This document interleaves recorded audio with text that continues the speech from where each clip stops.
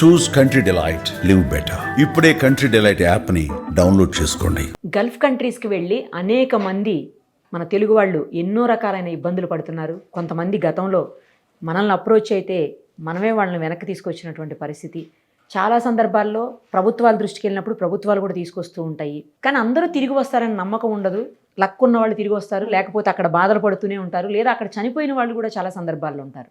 అలాగే ఈ మధ్యకాలంలో కావ్య అనే ఒక అమ్మాయి ఒమన్ దేశంలో ఇరుక్కుపోయిందని చెప్పి వాళ్ళు మనల్ని కాంటాక్ట్ చేశారు. అప్పుడు మనం మాట్లాడాం ఏజెంట్తో కూడా. అయితే కొంచెం టైం ఇవ్వండి, నేను పంపించేస్తాను ఆ అమ్మాయిని అని చెప్పింది.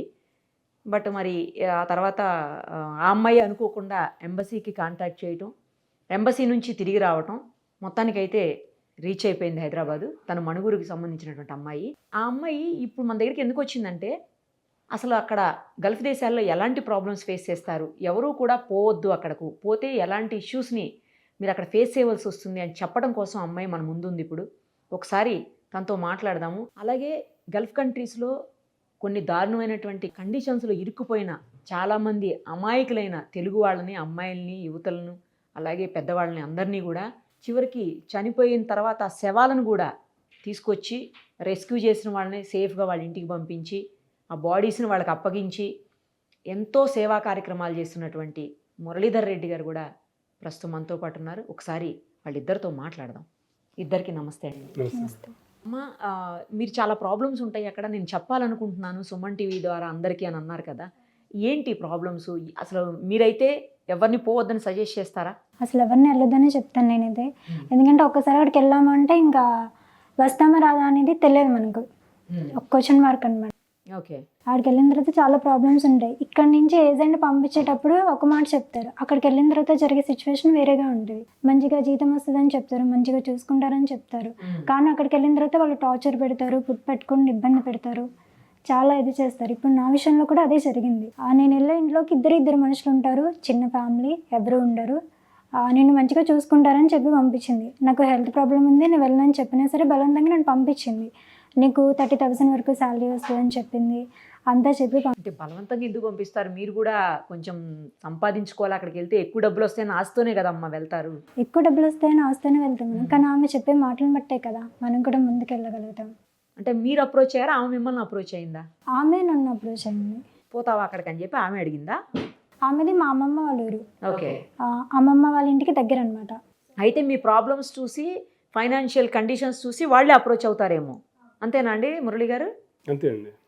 అంటే వీళ్ళు కూడా వీళ్ళ ప్రాబ్లమ్స్ తీసుకెళ్ళి అక్కడ పెట్టేస్తారు, మేము ఎట్లయినా పోవాలని చెప్పేసి. తన విషయంలో వేరే జరిగింది. కానీ అంటే నాకు ఫాదర్ లేరు, మేము అమ్మ ఒక్కతే. ఎప్పుడన్నా హాలిడేస్కి మేము ఉండేది అసలు ఓషార్పేట. సో అమ్మమ్మ వాళ్ళ ఇంటికి అప్పుడప్పుడు వెళ్తుండేదాన్ని. అట్లా చూసేది నన్ను చూసి, నీకు ఫాదర్ లేరు కదా, బట్టల షాప్లో నేను వర్క్ చేసుకుంటూ ఉండేదాన్ని. అట్లా జీవమల్లో ఆఫర్ వచ్చింది, జీవమల్లో కూడా ఒక 3 months చేసా. కానీ అక్కడ ఏసీ పడకపోవటం వల్ల, జాండీస్ ఉండటం వల్ల నేను 3 months చేసి మానేశాను. ఇంకా ఆమె అది చూసి ఎందుకు అక్కడ ఇక్కడ చేసుకోవడం, నీకు హెల్త్ కండిషన్ బాగాలేదు కదా, నువ్వు అక్కడికి వెళ్తే నీకు ట్రీట్మెంట్ వాళ్ళే ఇప్పిస్తారు, జీతం మంచిగా వస్తుంది, అమ్మని కూడా మంచిగా చూసుకోవచ్చు అని చెప్పి పంపించింది. సరే అని నమ్మి అక్కడికి వెళ్ళిపోయాను నేను. అక్కడికి వెళ్ళేటప్పుడు కూడా మా పేరెంట్స్ ఫస్ట్ ఆపేశారు. మా అమ్మ ఆపేసింది, వెళ్ళొద్దు అని చెప్పి, నీకు జాండీస్ ఉన్నాయి వెళ్ళొద్దని ఆపేస్తే, సరే నువ్వు వెళ్ళిపో ఫస్ట్, మీ అమ్మ వాళ్ళతో నేను మాట్లాడుకుంటానని వాళ్ళకు కూడా చెప్పకుండా నేను పంపించేస్తుంది. సరే మంచిదే కదా, అమ్మమ్మ వాళ్ళ ఊరే కదా అని చెప్పి నమ్మి నేను వెళ్ళిపోయాను. అక్కడికి వెళ్ళిపోయిన తర్వాత ఆ ఫ్యామిలీలో 7 మనుషులు, ఇల్లు కూడా చాలా పెద్దది. ఇద్దరే అని చెప్పింది కానీ 7 ఉన్నారు. 7 ఉన్నారు అక్కడ. ఓకే. చాలా పెద్ద ఇల్లు వాళ్ళది, 3 స్టైర్లు. డైలీ 3 స్టైర్లు క్లీన్ చేయాలి. నాకు వంట కూడా రాదని చెప్పాను నేను. కానీ అక్కడ అసలు ఇంకా అస్తమానం వంట చేస్తూనే ఉండాలి. వాళ్ళు ఏదో అడిగితే అది వండి పెడతా ఉండాలి. నాకు రాదని చెప్పాను, ఆయన కూడా వాళ్ళు వినిపించుకోలేదు. మీ ఏజెంట్ అన్నీ వచ్చని చెప్పి పంపించింది, నీ హెల్త్ గురించి కూడా ఏజెంట్ మాకు చెప్పలేదని చెప్పారు వాళ్ళు. అక్కడికి వెళ్ళిన ఒక 10 daysకే నాకు బాగా ఫీవర్ వచ్చింది. అసలు లేవలేని పరిస్థితి, జాండీస్ ఎక్కువైపోయింది. లేవలేని పరిస్థితిలో ఉన్నప్పుడు వాళ్ళు వచ్చి చూసారు, ఏమైంది ఏంటి అని అడిగితే, నాకు ఇట్లా జాండీస్ ఉన్నాయి, నాకు హెల్త్ బాగాలేదని నేను చెప్పినప్పుడు హాస్పిటల్లో తీసుకెళ్లారు. టెస్ట్లో అన్నీ చేయించిన తర్వాత జాండీస్ ఉన్నాయని వచ్చిన తర్వాత నేను చేయలేకపోతున్నాను మేడం, నా వల్ల కావట్లేదని చెప్పేసి 2 days అట్లానే పడుకుని పోయా, అసలు లేవలేకపోతున్నాను. ఇంకా వాళ్ళు కోపడ్డం, విసుక్కోవడం, ఫుడ్ పెట్టకుండా ఉండడం అట్లా ఇది చేశారు. సరే అని చెప్పేసి నేను ఏజెంట్కి కాల్ చేశాను, అక్క నా పరిస్థితి ఇట్లా ఉంది, నాకు అసలు హెల్త్ బాగుండట్లేదు, నేను చేసుకోలేకపోతున్నాను, ఏదో ఒకటి చెయ్యి, వెళ్ళే ముందు ఒక 3 months చేసుకో, నీకు హెల్త్ బాగోకపోతే నేను రప్పించేస్తాను అని చెప్పి నాతో చెప్పింది మేడం. అక్కడికి వెళ్ళిన తర్వాత ఇట్లా బాగుండట్లేదని చెప్తే నువ్వేమైపోయినా నాకు సంబంధం లేదు, నేనైతే తీసుకురానని చెప్పేసి ఒక 3 months వెయిట్ చేయండి. సరే 3 months చూశాను. 3 months తర్వాత కూడా నేను మళ్ళీ కాల్ చేస్తే నాకు మళ్ళీ ఇంకా టైం కావాలి, నేను తీసుకురావాలంటే నా దగ్గర డబ్బులు లేవు, నేనేం చేయాలి, నాకు సంబంధం లేదని చెప్పి ఎప్పుడు కాల్ చేసినా నెంబర్ బ్లాక్ చేయడం, నెంబర్స్ మార్చడం అట్లా చేసేది. ఓకే, ఇప్పుడు అక్కడ మీరు ఫేస్ చేస్తున్న ప్రాబ్లం చెప్పారు. చాలామంది చాలా రకాల ప్రాబ్లమ్స్ ఫేస్ చేస్తున్నారు, వద్దు పోవద్దు అంటున్నారు కదా మీరు. ఎలాంటి ప్రాబ్లమ్స్ ఫేస్ చేస్తారు అక్కడికి వెళ్తే, అవి చెప్పండి. వర్క్ ఎక్కువ చేయిస్తారు, రెస్ట్ అనేది ఇవ్వరు, ఫుడ్ కూడా పెట్టరు. ఫుడ్ మనం తీసుకోవడానికి వెళ్ళినా కూడా సీసీలో చూసి పని చేయకుండా ఫుడ్ ఎలా తింటున్నారని బాగా ఇబ్బంది పెడతారు. కొట్టడం, వాళ్ళకి నచ్చకపోతే కొడతారు. పని మనం ఎంత పని చేసినా పని చేయట్లేదని అంటారు. ఒక్క 5 minutes అట్లా కూర్చున్నా కూడా వాళ్ళు అసలు యాక్సెప్ట్ చేయరు. వీళ్ళ టైమింగ్స్ అనేవి ఉండవు. జనరల్లీ మనం ఏదైనా పని చేస్తే 8 గంటలు, 1 గంట ఎక్స్ట్రా చేస్తాం. ఫోన్ రాను 1 గంట మన టైమింగ్స్ ఉంటాయి. బట్ వీళ్ళు మార్నింగ్ 6 or 5:30 నుంచి స్టార్ట్ చేస్తారు. వాళ్ళ ఫెస్టివ్ సీజన్లో వీళ్ళు 2 దాకా పని చేయాలి మినిమం, రాత్రి 2. అయితే వాళ్ళకు కొన్ని ప్లేసెస్లో నచ్చలేదు పని అనుకున్నా కానీ అట్లా పోయి పని చేస్తున్నట్టు కనబడాలి, నిలబడాలి, అట్లా పోయి వాళ్ళు చూస్తే పని చేస్తున్నట్టుగా ఉండాలి అన్నట్టు. డిఫరెంట్గా ఉంటుంది ప్రాబ్లమ్స్. ఒకవేళ వాళ్ళు చేయకపోయినా వీళ్ళకంటే సీనియర్స్ ఉంటారు, వాళ్ళ మంచి కొరకు వాళ్ళ చాడీలు చెప్పడం ఏవో జరుగుతాయి. అంటే అందరికీ బాగాలేదనట్లే, ఈ విధంగా పోయిన వాళ్ళు సంపాదిస్తున్నారు కానీ వాళ్ళు ఫిట్ మంచిగా పర్ఫెక్ట్గా ఉన్నారు ప్లేసెస్లో. దేశం లోపల వాళ్ళు అంత పెద్ద ధనికులేం కారు నాకు తెలిసినంత వరకు. మనలాంటి వాళ్ళు ఇక్కడ నుంచి అక్కడ తీసుకెళ్ళిన తర్వాత వాళ్ళు ఎవరో టీచర్ పోస్ట్ చేస్తారు, ఇంకెక్కడో చేస్తూ ఉంటారు. వాళ్ళు ఉండడం కాకుండా ఒక పిల్లులను కుక్కలను పెంచుతూ ఉంటారు. ప్రతిదీ లేకపోతే మళ్ళీ పిల్లలు కుక్కలు కూడా ఇప్పుడు మన ఇళ్ళలో ఎట్లా పెంచుతున్నారో వాళ్ళు ఇంకా డబ్బులు పెంచుతున్నారు. సో వాళ్ళకు అవన్నీ చేస్తూ ఉండాలి. వాళ్ళు డైరెక్ట్గా రిక్రూట్ కూడా చేసుకోరు, ఒక రిజిస్టర్డ్ ఏజెన్సీ నుంచి మంచిగా నీట్గా రిక్రూట్ చేసుకోవాలి. ఈమైగ్రేట్ సిస్టమ్ అని ఉంటుంది మన ప్రభుత్వం నుంచి. అది ఫాలో అవ్వకుండా మామూలుగా ఎవరో సెమీ ఏజెంట్ అంటే అతనికి రిజిస్ట్రేషన్ ఏమి ఉండదు, వాళ్ళ ద్వారా తీసుకుంటారు. వాళ్ళు అత్యాశకు అక్కడున్న లోకల్ ఎవరైనా ఉంటారు కదా, వాళ్ళ ద్వారా ఓనర్ని ఎవరిని సంప్రదించేసి స్పాన్సర్ని తీసుకెళ్తారు. ఈ అమ్మాయి విషయంలో ఆల్మోస్ట్ 1.5-2 లక్షల వాళ్ళకి పోయింది. ప్రూఫ్స్ కూడా చూపించేసిండ్రు వీళ్ళు. ఎవరికి? ఏజెంట్కి పోయింది. వీళ్ళ స్పాన్సర్ లేదు, నేను ఇంత గట్టిగా ఎందుకు అడుగుతున్నాను అంటే ఇక్కడ నీకు డబ్బు పే చేసిన అంటని చెప్పేసి అతను చెప్తాడు. అతనిది కూడా తప్పు ఉంది. అతను క్లియర్గా ఇండియన్ కాన్సులేట్ లోపల బైలాంగ్వేజ్ అగ్రిమెంట్ అనేది ఉంటుంది, అది చేయించుకోవాలి. మ్యూచువల్ అరబిక్లో, ఇంగ్లీష్లో అట్లా చేయించుకుంటే అది కరెక్ట్గా ఉంటుంది. డొమెస్టిక్ అవన్నీ ఎక్కడైతే అండి అగ్రిమెంట్లు అవన్నీ అయ్యేవి కావు. అండ్ వెళ్ళేటప్పుడు ఒక ఇన్సూరెన్స్ అనేది చేయించుకోవాలి వీళ్ళు, ప్రవాస్ భారతీయ బీమా యోజన. ప్రాక్టికల్గా అవన్నీ జరగవు అసలు. ఏజెంట్ వాళ్ళు ఇవేమి చెప్పరు మాకు పంపించేటప్పుడు. కేసెస్లో ఎక్కువ మంది ఎలాంటి ప్రాబ్లమ్స్ ఫేస్ చేశారండి? మీరు చాలా మంది రెస్క్యూ చేశారు కదా అక్కడి నుంచి. ఇప్పుడు ఎక్కువగా ఇద్దరు చెప్పండి, వాళ్ళు ఎలాంటి లేడీస్లో వచ్చే ఈ అమ్మాయిల విషయంలో వచ్చేసరికి వండడానికి పంపించినప్పుడు వాళ్ళకి వంట, మన ఇళ్ళలో వంట వేరే ఉంటుంది, అక్కడ స్టైల్ వేరే ఉంటుంది. సేమ్ ఇక్కడ వాడే ఎక్విప్మెంట్ వేరే ఉంటుంది, ఇంక్లూడింగ్ జాడు ఎవ్రీథింగ్. అక్కడ ఎక్విప్మెంట్ వేరే ఉంటుంది. అదే అండర్స్టాండ్ అవ్వడమే కానీ వీళ్ళ బిహేవియర్ లోపల మ్యాచింగ్ కానప్పుడు వాళ్ళకి ఇరిటేషన్ స్టార్ట్ అవుతుంది. అదే ఒకసారి ఇరిటేషన్ స్టార్ట్ అయితే ఇంకా హెరాస్మెంట్కి స్టార్ట్ అవుతుంది. అంటే కొట్టడం, తిట్టడం, వాళ్ళకి నచ్చకపోతే వదిలేయడం అట్లాంటివి చేస్తారు. ఎక్కడ వదిలేస్తారు? తీసుకుపోయి ఫుడ్ వదిలేస్తారు. మీరు వండింది మీరే తినండి, మాకు నచ్చట్లేదని మొహం మీద కొట్టేయడం అట్లాంటివి కూడా చేస్తారు. నా విషయంలో కూడా నాకు అసలు కుకింగ్ రాదు. నేను ఫస్ట్ వెళ్ళి చేసి అంటే నేర్చుకున్నాను, కానీ అంత కుదరలేదని చెప్పేసి నువ్వు చేసింది నువ్వే తిను, మాకు నచ్చలేదని చెప్పేసి మొహం మీద కొట్టేశారు. అట్లా కొట్టేసి నాకు 2 days ఫుడ్ పెట్టలేదు వాళ్ళు. ఇక్కడ చెప్పకూడదు కానీ ఇంకా డిఫరెంట్ అంటే కొన్ని ప్లేసెస్లో అందరు అరబ్స్ గురించి రాంగ్ మాట్లాడడానికి కుదరదు. వాళ్ళు మనకంటే మంచి ఎడ్యుకేటెడ్లో మంచి ఫ్యామిలీస్ కూడా ఉన్నాయి. అయితే కొన్ని ప్లేసెస్లో వీళ్ళు పోయినప్పుడు ఏం చేస్తున్నారంటే పేపర్ వీళ్ళ చేతిలో పెట్టింది. ఒకసారి నాకు యూట్యూబరే ఇచ్చండి మనం కొంచెం రిస్క్ చేయమని చెప్పేసి అది చూసినప్పుడు ఆమె దగ్గర చూస్తే సమ్ ఏదో తెల్ల మందులు సప్లై చేయడానికి ఈమెను వాడడానికి ట్రై చేసిండ్రు. సో వెంటనే ఆ అమ్మాయికి ఏం చెప్పినా, ఇంకా నువ్వు మీ దగ్గర ఉన్న సీసీ కెమెరాలు ఎవ్రీథింగ్ జాగ్రత్త చెక్ చేసుకో, పైనుంచి అయినా సరే దూకి పారిపో అని చెప్పేసిన. వెళ్ళిపోయింది. పారిపోతే మళ్ళీ ఇంకొక చిక్కులో పడిపోయింది ఆమె. అదేంటంటే ఆ అమ్మాయి బాగుంది, ఇంకెవరో తీసుకెళ్ళిపోయింది. ఆ అమ్మాయిని తీసుకెళ్ళిపోయి అట్లా నిదానంగా చెప్పేసి అక్కడే ఉంచడం మొదలు పెట్టేసిండ్రు. ఆ అమ్మాయి ఇంటికి రావడం చాలా ఇబ్బంది అయిపోయింది. చిన్నపిల్లల మీద అది ఉంటుంది. ఇంకా లాస్ట్కి అమ్మాయి నేను మళ్ళీ గైడెన్స్ ఇచ్చింది, క్లియర్గా ఇండియన్ కాన్సులేట్కి వెళ్ళేసి ఉన్న విషయం చెప్పండి, వాళ్ళు కరెక్ట్ చూస్తారంటే అట్లా చెప్పింది. లీగల్గా పోయింది, అతను లోపల పోయిండు, ఆ అమ్మాయి ఇంటికి వచ్చేసింది. తిరిగి ఇక్కడికి వచ్చేసిందండి. వచ్చేసింది. ఇప్పుడు మళ్ళీ సేఫ్గా జాబ్ చేసుకుంటుంది. ఇక్కడే బయటకు వెళ్ళింది, మళ్ళీ వెళ్ళింది సేమ్ ప్లేస్కి. మళ్ళీ వెళ్ళిందా? ఒకసారి వెళ్ళిన వాళ్ళు అక్కడ వైపు ఆలోచన చేస్తారు మేడం. ఈవెన్ నేను 22 years పనిచేసినప్పుడు నాకు అన్నీ ఉన్నాయి ఇక్కడ. అన్నీ ఉన్నా కానీ ఒక భయం ఉంటుంది అనమాట. మంత్లీ ఇన్కమ్ ఎట్లా, మనం ఏం చేస్తాము అని చెప్పేసి ఒక చిన్న భయం ఉంటుంది ఇక్కడ మెంగిల్ అవ్వాలంటే. నాకు 4 years పట్టింది నేను సెట్ అవ్వడానికి. ఇప్పుడు నేను వెళ్ళాలంటే వెళ్ళను, ఇక్కడ అన్నీ బాగున్నాయి. మీరు కూడా అక్కడికి వెళ్ళొచ్చారు అయితే? 22 years ఉన్నాను నేను. 22 years ఉన్నాను. ఒక 10 డిఫరెంట్ కంపెనీస్లో చేసినాను నేను ఆర్కిటెక్చరల్ ట్రావెల్. ఇప్పుడు లేడీస్ అయితే ఇలాంటి ప్రాబ్లమ్స్ అంటున్నారు, మగవాళ్ళు అయితే ఎలాంటి ప్రాబ్లమ్స్ ఫేస్? మగవాళ్ళు అయితే వాళ్ళు ఇప్పుడు డ్రైవర్కి వెళ్తారు, లేకపోతే శాలరీస్ పర్టికులర్ శాలరీస్ అని చెప్తారు, బట్ అక్కడ శాలరీస్ ఉండవు. కొన్ని ప్లేసెస్లో ఫేక్ వీసాలు ఇస్తారు, అక్కడ పోయిన తర్వాత ఉండదు. కొన్ని ప్లేసెస్లో స్పాన్సర్ ఏం చెప్తారు, స్పాన్సర్ ద్వారానే ఉండాలి అక్కడ వెళ్ళిన వాళ్ళు. స్పాన్సర్ని ఎప్పుడైనా వదిలేసిందంటే అతనికి ఇన్సూరెన్స్ పోయినట్టు అక్కడ ఉన్న కంపెనీది. ఎవ్రీ ఇయర్ ఆ స్పాన్సర్ ఏదైతే పేమెంట్ కడతాడో ఇతనే ఆ స్పాన్సర్కి డబ్బులు కట్టాల్సి వస్తుంది. ఉన్నదానికి 4-5 రెట్లు కట్టాల్సి వస్తుంది. ఓ 10 రూపాయలు ఉంటే ఓ 1,00,000 రూపాయలు, ఐ మీన్ చాలా ఎక్కువ డబ్బులు కట్టాల్సి వస్తుంది. సో ఇవన్నీ తెచ్చుకోవడం కోసం బయట అప్పులు చేస్తారు వాళ్ళు.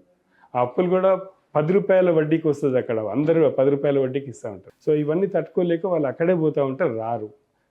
ఇంకా దీంట్లో 40 years నుంచి 60 years ఉన్న వాళ్ళు అక్కడ ఉన్న వాళ్ళు ఇక్కడ రాలేరు, సెట్ కాలేరు. పిల్లలు పెద్దగా అయిన తర్వాత వాళ్ళకి మ్యారేజెస్ చేయాలి అనుకున్నప్పుడు కొన్ని ప్లేసెస్లో ఆ ఫ్యామిలీలో ఉన్న ఫాదర్ హాస్పిటల్లో ఉంటే, వద్దు నాకు తీసుకురావద్దు మా ఇంటికి, మా ప్లేసే లేదు, ఇప్పుడు అమ్మాయికి పెళ్లి కావాలి, ఉండని అక్కడే అని చెప్తారు. ఆ స్టేజెస్ ఉన్నాయి.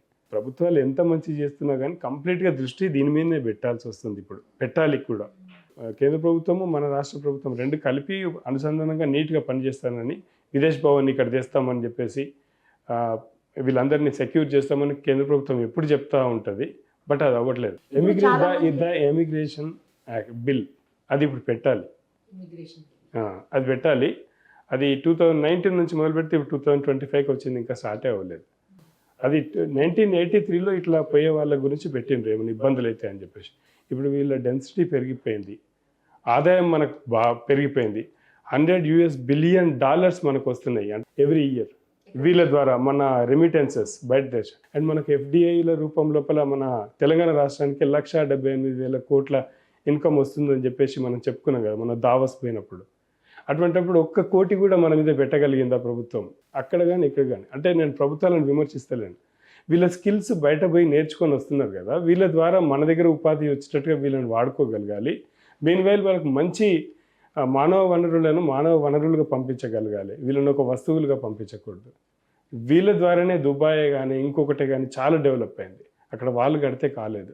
చాలామంది చనిపోయారని కూడా అంటున్నారు కదా మీరు, కొన్ని బాడీస్ని కూడా తెచ్చారు. వాళ్ళు ఎందుకు చనిపోయారండి? ఏ రీజన్స్తో చనిపోయారు? ఎక్కువగా మెంటల్ స్ట్రెస్ వస్తుంది వాళ్ళకి, లాంగ్ సూసైడ్ చేసుకున్న వాళ్ళు ఉన్నారు, హార్ట్ అటాక్ వాళ్ళు ఎక్కువ ఉంటారు మీరు వెతికినప్పుడు. హెల్త్ ఇష్యూస్ తోటి వాళ్ళు ఏమన్నా చంపుతారా అండి? అట్లా ఏమైనా జరుగుతుండొచ్చు? అట్లా ఏమైనా చూసారా కేసెస్? అదే అవన్నీ కూడా బయటికి రానివ్వరు. మోస్ట్లీ బయటకు ఎందుకు రానివ్వరు అంటే దేశ ప్రతిష్ట అనేది చాలా ఇంపార్టెంట్. సో మోస్ట్లీ వాళ్ళు కూడా ఏం చేయరు మేడం, మన దగ్గర నుంచే ప్రాబ్లమ్స్. మన ఏజెంట్స్, మన జీతం ఎంత వస్తుందో తెలుస్తుంది, మన పరిస్థితి ఎంతో తెలుస్తుంది. ఈ అమ్మాయి ద్వారా నాకు ఒక 10 రూపాయలు వస్తున్నాయంటే, ఒకరిని పంపిస్తే నాకు 10,000 వచ్చేస్తాయి. నేను ఒక ఏజెంట్ దగ్గర పోతే 100 మందిని పంపించేస్తే నేను బాగుపడతా. 1 సంవత్సరం వరకు నేను ఎక్కడ తిరగనవసరం లేదు. సో ఈ పని వల్ల ఎక్కువ డిస్టర్బెన్స్ వస్తుంది. సేమ్ టైం వీళ్ళ దగ్గరికి పోయేసరికి వీళ్ళు ముందు ఒక బ్యాకప్, అక్కడ పోయిన తర్వాత ఒక వారం రోజులు నేను పనిచేస్తా, 1 నెల రోజులు పనిచేస్తా, ఆ 1 నెల రోజుల అమౌంట్ నేను టికెట్కి పెట్టుకుంటాను అనే ఫీల్లో వీళ్ళు ఉండాలి. నాకు ఇది ప్లేస్ కాదు అని చెప్పేసి. ఎక్కడన్నా పోతే ఇప్పుడు ఇరాక్ లోపల 4 ఉన్నారు, అది ఇంకా డిస్క్లోజ్ చేయను. ఆ 4 ఒకే రూమ్లో చాలా జాగ్రత్తగా పెట్టిండ్రు. వాళ్ళు ఎంప్లాయ్మెంట్ వీసాలో కూడా పోలేరు. సో ఇప్పుడు వాళ్ళు వచ్చారనుకుంటున్నారా? ఒకేసారి ఇండియన్ కాన్సులేట్ చెప్పినా కానీ వాళ్ళు వీళ్ళకి ఫోన్ చేసినప్పుడు వీళ్ళు వాళ్ళని చిత్రహింసలు పెట్టడము, పెట్టడం ఏదైనా చేయొచ్చు. సో ఈ అమ్మాయి విషయంలో ఏం జరిగిందంటే, ఇట్లా జరగబోతుంది అని తెలిసి ఫస్ట్ ప్రవాస భారతీయ బీమా యోజన చేసింది నేను, మా ఏజెంట్స్ వారు చెప్పేసి యాక్టివేట్ అయింది. దీనికి క్లెయిమ్ ఫార్మేట్ కూడా మేము ఫిల్అప్ చేసినాము. అమ్మాయితో సంతకం పెట్టించుకోండి, ఈమె బిలో పవర్టీ లెవెల్లో ఉన్నది కాబట్టి ICWF ఫండ్ అనేది ఈమెకి ఇచ్చేసి పంపించే ప్రయత్నం చేయండి. సో ఇప్పుడు మీరు వచ్చేటప్పుడు ఎలా వచ్చారు మరి? అక్కడి నుంచి ఎంబసీకి వెళ్ళిపోయారా? అక్కడి నుంచి ఎంబసీకి వెళ్ళిపోయాను మేడం. వెళ్ళిపోయిన తర్వాత ఎంబసీలో కొన్ని రోజులు ఉన్నాను. అయితే అమౌంట్ కట్టిన తర్వాతే పంపిస్తామని చెప్పేసి అన్నారు. అట్లా నేను అమౌంట్ కట్టుకున్నాను. అమౌంట్ కట్టుకున్న తర్వాత ఎంబసీ ద్వారా నేను ఇక్కడికి వచ్చాను. ఇప్పుడు ఏం జాబ్ చేస్తున్నారేమో? లేదు మేడం, చూస్తున్నాను వర్క్. ప్రజెంట్ అయితే ఇంకా ఏం దొరకలేదు. ఇంకోటి ఏంటంటే డిగ్రీ కంప్లీట్ అయిపోయింది మేడం. ఆ అమౌంట్ కూడా నేను వేరే వాళ్ళ దగ్గర అప్పు చేయడం, లేకపోతే నేను వర్క్ చేశాను జీవిమాల్లో, వాళ్ళు నాకు కొంత హెల్ప్ అనేది చేశారు. ఓన్లీ వాళ్ళే బెటర్. వాళ్ళు కొంత హెల్ప్ చేశారు, కొంత అప్పు అనేది హెల్ప్ చేశారు. చేశారు మేడం. యాక్చువల్లీ ఏపీఎన్ఆర్టీస్ ద్వారా నాగరాజు గారు బాగా చేశారు. సేమ్ టైం మా ఇద్దరి కోఆర్డినేషన్ వల్ల సపరేట్ కేర్ లైట్స్ వాళ్ళని కూడా పెట్టినాం అక్కడ. ఈ అమ్మాయిని లిఫ్ట్ చేయడానికి మాకు, ఎందుకంటే మీ ఇంట్లో నుంచి నేను తనని లిఫ్ట్ చేయాలంటే మీ సీసీ కెమెరాస్ చూడాలి, డిస్టెన్స్ రావాలి, టైం షెడ్యూల్ చూసుకోవాలి, ఎట్లా వస్తుంది బయటికి, ఆమె మిస్ అయితే ఎక్కడ, ఆ ట్యాక్సీ డ్రైవర్ పర్ఫెక్ట్ వాడైనా కాదా, ఇవన్నీ చూసుకోవాల్సి వస్తుంది. తనగా నాగరాజు గారికి మళ్ళీ కోఆర్డినేట్ అంటే పర్యవేక్షణ వచ్చేసి పురంధరేశ్వరి మేడం కూడా ఇన్వాల్వ్ అయింది తను రావడానికి. మొత్తానికి సేఫ్గా వచ్చారు. ఇంకా అలాంటి ప్రయత్నాలు చేయకండి. మంచిగా మీరు స్కూల్లో జాబ్ చేసుకోవచ్చు, టెలికాలర్స్గా, ఇలా చాలా జాబ్స్ ఉంటాయి. అదే శాలరీ వాటికి కూడా వస్తుంది. ఇక్కడ డిగ్రీ చదివారు కదా మీరు, నార్మల్ స్కూల్స్లో చేసుకోవచ్చు చక్కగా. తర్వాత టెలికాలర్స్గా చేసుకోవచ్చు, హాస్పిటల్స్లో రిసెప్షనిస్టులుగా చేసుకోవచ్చు, ఫ్రంట్ ఆఫీసుల్లో ఉంటాయి. ఇలాంటివి ట్రై చేయండి. తప్పకుండా చేస్తాను మేడం.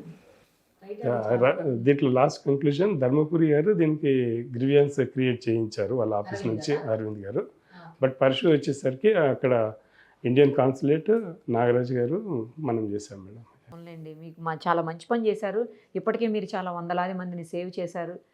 ఇదే మీరు ఇందాక మీరు చెప్తుంటే నాకు నవ్వు వచ్చింది. ఇదే ప్రొఫెషన్గా తీసుకున్నా మేడం నేనని. కొద్దిగా ఆపేసి ఇప్పుడు మళ్ళీ వచ్చానులేండి, బయటకు వచ్చాను. ఇప్పుడు అందరూ అన్ని రకాల వాళ్ళు కూడా ఉండాలి కదండి. మీరు లేకపోతే ఇప్పుడు అమ్మాయి సేవ్ అయ్యేది కాదు కదా. అలా ఎంతమందిని సేవ్ చేయాలని ఉందో మీ చేతుల్లో, కానివ్వండి. థ్యాంక్స్ అండి. రైట్ అండి, థ్యాంక్ యూ అండి, thank you so much. Thanks అండి.